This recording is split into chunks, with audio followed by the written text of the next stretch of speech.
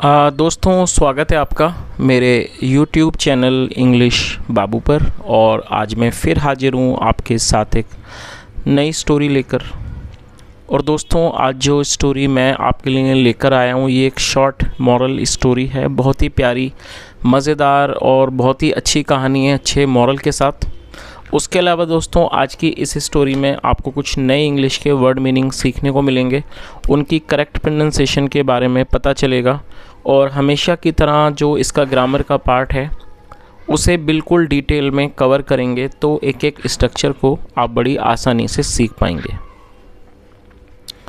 तो चलिए दोस्तों, आज की इस कहानी को हम शुरू करते हैं। और सबसे पहले कहानी का टाइटल देखते हैं। कहानी का टाइटल है द प्रीस्ट्स नॉलेज। क्या मतलब हुआ दोस्तों? प्रीस्ट का मतलब होता है पुजारी, पादरी या फिर पुरोहित। और ये एक नाउन है और यहाँ पर एपिस्ट्रोफी एस का यूज़ किया गया है, जिसका मतलब होता है का, की, के। जब हम किसी भी नाम या व्यक्ति के साथ कुछ जोड़ना चाहते हैं तो एपिस्ट्रोफी एस का यूज़ किया जाता है। नॉलेज का मतलब होता है ज्ञान। द प्रीस्ट नॉलेज का मतलब क्या हुआ कि पादरी का ज्ञान। तो दोस्तों, ये आज की इस कहानी का टाइटल है, शीर्षक है। और अब मैं इसे पढ़ना शुरू करता हूँ। आप लोगों से रिक्वेस्ट है, आप कहानी को बिल्कुल ध्यान से सुने। यदि आज की कहानी में आपको कोई भी नया शब्द या फिर नया स्ट्रक्चर मिले तो आप उसको नोट करें। और यदि कहानी पसंद आए तो लाइक भी ज़रूर करें। तो चलिए इसको शुरू करते हैं। Once a priest used to keep teasing people, oh, you don't know how to do this work, to do this task properly। क्या मतलब हुआ? once a priest used to keep teasing। क्या अर्थ हुआ इस लाइन का? दोस्तों, इस वाक्य में यूज टू का प्रयोग किया गया है और यूज टू का प्रयोग पास्ट के वाक्यों में कंसिस्टेंसी को दर्शाने के लिए किया जाता है। जब हम दिखाते हैं पास्ट में कोई व्यक्ति किसी काम को बराबर करता था तो ऐसे वाक्यों में यूज टू के साथ कीप का यूज टू का यूज़ किया जाता है, साथ में वर्ब की फर्स्ट फॉर्म लगाई जाती है। और दोस्तों, टीज़ का मतलब होता है चिढ़ाना या फिर छेड़ना। आप इसे नोट कर लीजिए। और ये फोर्थ में टीजिंग। तो क्या अर्थ हुआ? वंस, एक बार, अ प्रीस्ट, एक पादरी, used to keep teasing people, लोगों को चिढ़ाया करता था। यू डोंट नो, तुम नहीं जानते।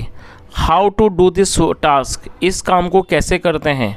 प्रॉपरली, ठीक से। तो पूरी लाइन का क्या अर्थ निकला कि एक बार एक पादरी लोगों को चिढ़ाया करता था, ये कहकर कि यू डोंट नो, तुम नहीं जानते, how to do this task properly, इस काम को ठीक से कैसे करते हैं।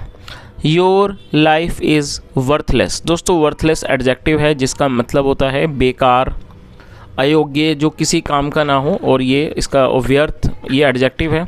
और ये जो वाक्य है ये एक सिंपल प्रेजेंट का वाक्य है। सिंपल प्रेजेंट का अर्थ होता है जब हम वर्तमान में कोई ऐसा वाक्य बनाएं जहां इज एम आर का यूज़ हेल्पिंग वर्ब के रूप में किया जाता है, साथ में नाउन या एडजेक्टिव को लेकर वाक्य को बनाया जाता है। तो क्या अर्थ हुआ? योर लाइफ इज़ वर्थलेस, तुम्हारा जीवन बेकार है, या कह सकते हैं तुम्हारा जीवन व्यर्थ है। एज, क्योंकि you know nothing about religion. Religion मतलब होता है धर्म। तो क्योंकि तुम धर्म के बारे में कुछ भी नहीं जानते हो। तो पूरी लाइन का क्या अर्थ निकला? Your life is worthless as you know nothing about religion. तुम्हारा जीवन व्यर्थ है क्योंकि तुम धर्म के बारे में कुछ भी नहीं जानते हो। One day the priest had to cross a river to go to another village. क्या मतलब वो? One day the priest had to cross a river. दोस्तों, ये जो वाक्य है ये एक पास्ट फोर्स्ड एक्शन सेंटेंस है। पास्ट फोर्स्ड एक्शन सेंटेंस का मतलब होता है जब हम पास्ट में कोई ऐसा वाक्य बनाएं जहां पर हम दिखाते हैं पास्ट में किसी व्यक्ति को कोई क्रिया मजबूरी में करनी पड़ी या करनी थी, तो ऐसे वाक्यों में हैड टू के साथ वर्ब की फर्स्ट फॉर्म लगाई जाती है। क्रॉस का मतलब होता है पार करना। तो क्या अर्थ हुआ? वन डे, एक दिन, द प्रीस्ट, पुजारी को, had to cross a river, एक नदी को पार करना था, टू गो, जाने के लिए, टू अनादर विलेज, दूसरे गांव। तो पूरी लाइन का क्या अर्थ निकला कि एक दिन पुजारी को दूसरे गांव जाने के लिए एक नदी को पार करना था। ही hired a boat and set in it. दोस्तों, ये जो वाक्य है ये पास्ट इंडेफिनिट का अफर्मेटिव वाक्य है जहाँ पर सेकंड फॉर्म लगाई जाती है। हायर का मतलब होता है किसी चीज़ को किराए पर लेना, और सेकंड फॉर्म है हायर्ड। जैसे कई बार हम कोई टैक्सी वगैरह लेते हैं, कोई कैब बुक करते हैं, तो उसे हायर कहा जाता है जब हम किसी भी चीज़ को कुछ समय के लिए किराए पर लेते हैं। तो क्या अर्थ हुआ, ही हायर्ड अ बोट। बोट मतलब नाव। उसने एक बोट को हायर किया, मतलब उसने एक जो नाव थी उसने वो हायर की, उसने उसको किराए पर लिया। एंड सैट इन इट, और उसमें बैठ गया। सिट मतलब बैठना, और ये सेकंड फॉर्म है, एंड सैट इन इट, और उसमें बैठ गया। तो दोस्तों आप इस वर्ड को नोट कर लीजिए। हायर का मतलब काम पर रखना भी होता है। जब कोई व्यक्ति किसी को काम पर रखता है उसे भी हायर कहा जाता है। तो क्या अर्थ हुआ कि उसने एक नाव किराए पर ली और उसमें बैठ गया।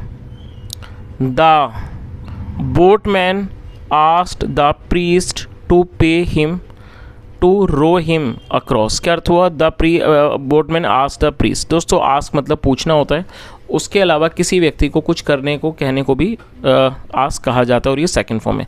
और बोटमैन का मतलब होता है नाविक, वो व्यक्ति जो नाव को चलाता है उसे बोटमैन कहा जाता है। तो क्या अर्थ हुआ, the boatman asked the priest to pay him to row him across. Row का मतलब होता है खेना। खेने का मतलब होता है जब चप्पू से नाव चलाई जाती है उसको रो कहा जाता है, इसकी हिंदी होती है खेना। तो क्या अर्थ हुआ कि नाविक ने पादरी को टू पे हिम पैसे देने को कहा, टू रो हिम अक्रॉस मतलब उसको पार कराने के लिए उसे पैसे देने के लिए कहा। चलिए आगे देखिए।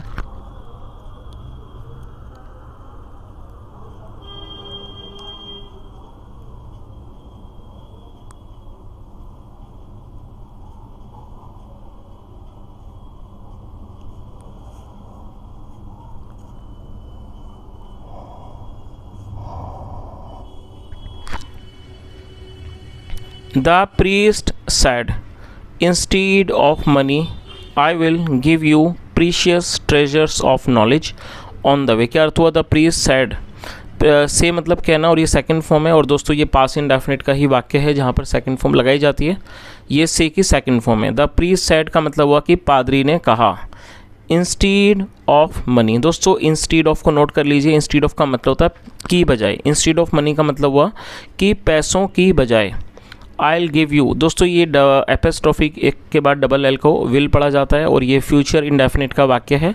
फ्यूचर इंडेफिनिट का मतलब ऐसे वाक्य जहाँ वाक्यों की टेल पर गागेगी आता है, तो ऐसे वाक्यों में विल का यूज़ किया जाता है, साथ में वर्ब की फर्स्ट फॉर्म लगाई जाती है। तो उसने क्या कहा, पादरी ने कहा इंस्टीड ऑफ मनी पैसों की बजाय, I will give you precious treasures of knowledge.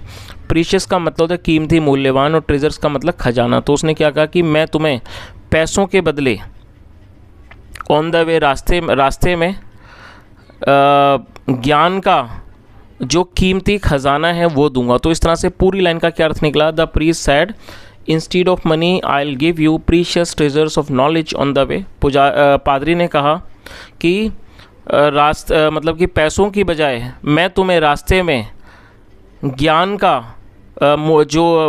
जो मूल्यवान खजाना है वो मैं तुम्हें दूंगा। The priest kept boasting but did not want to pay any money। क्या अर्थ हुआ, द प्रीस्ट kept boasting। दोस्तों BOAST बोस्ट का मतलब होता है बड़ी बड़ी डींगे हाँकना, उसे बोस्ट कहा जाता है। और यहाँ kept के साथ फोर्थ फॉर्म का यूज़ किया गया है जब हम कोई ऐसा वाक्य बनाते हैं जहाँ दिखाते हैं कोई व्यक्ति किसी काम को बराबर करता रहा, तो ऐसे वाक्यों में kept के साथ फोर्थ फॉर्म लगाई जाती है। जैसे मान लीजिए कुछ वाक्य हैं, वह खेलता रहा, ही kept प्लेइंग, वह दौड़ता रहा, ही kept रनिंग, वह नाचता रहा, ही kept डांसिंग। तो जब भी कोई हम ऐसा वाक्य बनाएंगे जहाँ दिखाते हैं कि कोई व्यक्ति किसी काम को बराबर करता रहा, तो सब्जेक्ट के बाद kept और वर्ब की फोर्थ फॉर्म लगाई जाती है। द प्रीस्ट kept बोस्टिंग, जो पादरी था वो डींगे हाँकता रहा, डींगे मारता रहा, but did not want to pay any money. दोस्तों ये जो वाक्य है ये पास्ट इंडेफिनिट का वाक्य है जहाँ पे नेगेटिव वाक्य, पास्ट इंडेफिनिट का नेगेटिव सेंटेंस है, और नेगेटिव सेंटेंस में डिड नॉट का यूज़ किया जाता है, साथ में वर्ब की फर्स्ट फॉर्म लगाई जाती है। उसके अलावा दोस्तों इस वाक्य को बनाने में दो वर्ब का प्रयोग किया गया है। तो जब आप कोई भी दो वर्ब का वाक्य बनाना चाहते हैं तो पहली वर्ब के बाद आपको टू का यूज़ करना होता है कंजक्शन के रूप में, उसके बाद वर्ब की हमें फर्स्ट फॉर्म का यूज़ करना होता है। But did not want to pay, लेकिन नहीं देना चाहता था, पे मतलब देना, एनी मनी कोई भी पैसा। तो दोस्तों इस तरह से पूरी लाइन का क्या अर्थ निकला, the priest kept boasting but did not want to pay any money. पादरी डींगे मारता रहा लेकिन कोई भी पैसा नहीं देना चाहता था, कोई पैसा नहीं देना चाहता था। एनी मनी मतलब कोई पैसा। और दोस्तों यहाँ पर मैंने इस स्ट्रक्चर के बारे में समझाया है, तो मैं आपको एक वाक्य देना चाहूँगा। यदि आपको स्ट्रक्चर समझ आया होगा तो आप उसे ज़रूर ट्रांसलेट करें, कमेंट में बताएं। वाक्य को नोट कर लीजिए, वह दौड़ता रहा। आई रिपीट द सेंटेंस, वह दौड़ता रहा। तो दोस्तों मैंने आपको कैप्ट का जो स्ट्रक्चर समझाया था उसी तरह से इस वाक्य को आप बनाएं और कमेंट में बताएं। आगे देखिए, the boatman got fed up of his talks and thought of teaching him a lesson. क्या अर्थ हुआ? The boatman got fed up of his talks. दोस्तों फेड अप का मतलब होता है किसी चीज़ से बहुत ज़्यादा परेशान हो जाना, और ये एडजेक्टिव है।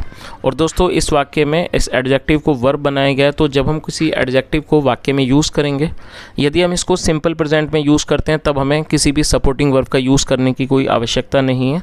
लेकिन यदि आप इसे किसी भी ऐसे वाक्यों में यूज़ करेंगे जहाँ पर आप इसे वर्ब के रूप में प्रयोग करना चाहते हैं, तब हमें एक सपोर्टिंग वर्ब का यूज़ करना होता है। और फेड के साथ यहाँ पर गेट का यूज़ किया गया है इसको वर्ब बनाने के लिए, और ये पास्ट का वाक्य है इसलिए सेकंड फॉर्म लगाई गई है। The boatman got fed up of his talks. क्या अर्थ हुआ? कि नाविक उसकी बातों से परेशान हो गया, या कह सकते हैं जो नाविक था उसकी बातों से चिढ़ गया, परेशान हो गया। And thought of teaching him a lesson, और उसे एक सबक सिखाने के बारे में उसने सोचा। तो पूरी लाइन का क्या अर्थ निकला कि नाविक उसकी बातों से परेशान हो गया, चिढ़ गया, और उसने उसे एक सबक सिखाने के बारे में सोचा। चलिए आगे देखिए, he took the boat in the middle of the river and rocked the boat. क्या अर्थ हुआ? He took the boat in the middle of the river. दोस्तों ये भी पास्ट इंडेफिनिट का वाक्य है जहाँ पर सेकंड फॉर्म लगाई जाती है, और आप सबसे पहले इसकी मीनिंग को नोट कर लीजिए यदि नहीं जानते हैं। टेक का मतलब होता है लेना या फिर ले जाना, और ये सेकंड फॉर्म है टुक। तो क्या अर्थ हुआ? ही टुक, वह ले गया, द बोट नाव को, in the middle of the river, नदी के बीच में, मिडिल मतलब बीच में, and rocked the boat, rock का मतलब होता है हिला देना, और उसने नाव को हिला दिया। तो पूरी लाइन का क्या अर्थ निकला? He took the boat in the middle of the river and rocked the boat. वह नाव को नदी के बीच ले गया और नाव को हिला दिया। The priest fail into the river. दोस्तों ये भी पास्ट इंडेफिनिट का वाक्य है जहाँ पर सेकंड फॉर्म लगाई जाती है। FALL, फॉल मतलब होता है गिरना, आप उसे नोट कर लीजिए, और ये है सेकंड फॉर्म जो आप देख सकते हैं, FELL। The priest fail into the river, पादरी नदी में गिर गया। He started drowning. दोस्तों ड्राउन का मतलब होता है डूबना, और ये जो स्ट्रक्चर है इसके बारे में बताता हूँ। जब हम कोई ऐसा वाक्य बनाएंगे जहाँ पर लगा लगी के बाद कोई क्रिया मौजूद हो, जैसे वह खेलने लगा, वह दौड़ने लगा, वह नाचने लगा, तो ऐसे वाक्यों में स्टार्टेड के साथ फोर्थ फॉर्म लगाई जाती है। ही स्टार्टेड ड्राउनिंग का अर्थ हुआ कि वह डूबने लगा। चलिए इसका दोस्तों मैं एक आपको वाक्य देता हूँ, आप दो वाक्य आप दोनों को ही ट्रांसलेट करें और बताएं कमेंट में।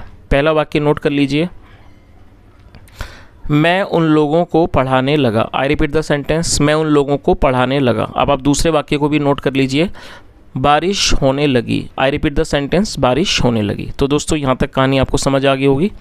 जो पुजारी था, जब ये जो पैसे नहीं देना चाहता था और वो सिर्फ डींगे मार रहा था, इस चीज़ से परेशान होकर जो नाविक था वो परेशान हो गया, और उसने उसे एक सबक सिखाने के बारे में सोचा। फिर वह उस नाव को नदी के बीच ले गया और उसने उसको हिला दिया, और जो ये पादरी था, फेल इनटू द रिवर, वो नदी में गिर गया। ही स्टार्टेड ड्राउनिंग, और वो डूबने लगा। चलिए आगे देखिए, the boatman asked, oh you know so much, don't you know how to swim. क्या अर्थ हुआ? द बोटमैन आस्क्ड, आस्क मतलब पूछना, सेकंड फॉर्म आस्क्ड। नाविक ने पूछा, यू नो सो मच, तुम बहुत जानते हो। Don't you know how to swim, क्या तुम्हें तैरना नहीं आता। Don't you know how to swim का मतलब हुआ क्या आपको तैरना नहीं आता। आगे देखिए, then the kind boatman rescued the priest and said. क्या अर्थ हुआ? Then the kind boatman rescued the priest. दोस्तों रेस्क्यू का मतलब होता है किसी को बचाना, संकट से निकालना, किसी की जान बचाना, और सेकंड फॉर्म है रेस्क्यूड, आप इसे नोट कर लीजिए। काइंड का मतलब होता है दयालु। फिर दयालु नाविक ने रेस्क्यूड द प्रीस्ट, पादरी को बचाया, एंड सेड, और कहा, one has knowledge of his on job only. तो उसने क्या कहा कि one has knowledge of his on job only, कि हर व्यक्ति को अपने काम का ही ज्ञान होता है। चलिए तो दोस्तों इस तरह से कहानी यहीं ख़त्म होती है और मैं समझता हूँ कहानी का मॉरल आपको समझ आ ही गया होगा। कहानी का जो मॉरल है वो जो सबसे लास्ट लाइन है उसमें कहानी का जो मॉरल है वो है कि one has knowledge of his on job only, कि हर व्यक्ति को सिर्फ अपने ही काम के बारे में ज्ञान होता है। यदि हम ऐसा आप एक्सपेक्ट करते हैं कि हर व्यक्ति को दूसरी चीज़ों के बारे में भी ज्ञान हो तो शायद ये चीज़ मुश्किल है, क्योंकि जो भी व्यक्ति जिस काम को करता है उसका ज्ञान उसे ज़रूर होता है। तो दोस्तों ये आज की एक छोटी सी कहानी थी। यदि आपको कहानी अच्छी लगी हो, मेरा पढ़ाने का प्रयास आपको पसंद आया हो और आपने आज के इस वीडियो में कुछ सीखा हो तो आपसे रिक्वेस्ट है वीडियो को लाइक करें, शेयर करें, चैनल को ज़रूर सब्सक्राइब करें। यदि आपका कोई भी सुझाव हो तो कमेंट में ज़रूर बताएं। यहाँ तक सुनने के लिए thank you so much. Have a nice day and bye.